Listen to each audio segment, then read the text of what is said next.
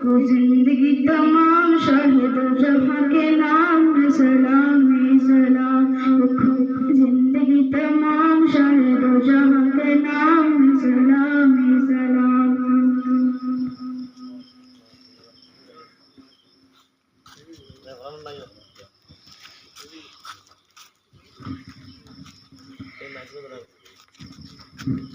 السلام عليكم ورحمة الله وبركاته أحمده ونصلي على رسوله الكريم أما بعد সম্মানীয় উপস্থিত আজি সভাপতি সাহেব ৰাজসকল আৰু মোৰ লগৰীয়া বন্ধু বান্ধৱীসকল আৰু শিক্ষাৰ্থীসকল, আজি মই আপোনালোকৰ সন্মুখত থিয় হৈছোঁ। আমাৰ ভাৰতৰ জাতীয় পতাকাখন কোনে বনাইছিল আৰু আমাৰ জাতীয় পতাকাৰ মাজৰ অশোক চক্ৰৰ কেইটা দেখা আছে, সেইটো আমালোক প্ৰত্যেকৰ জনা দৰকাৰ।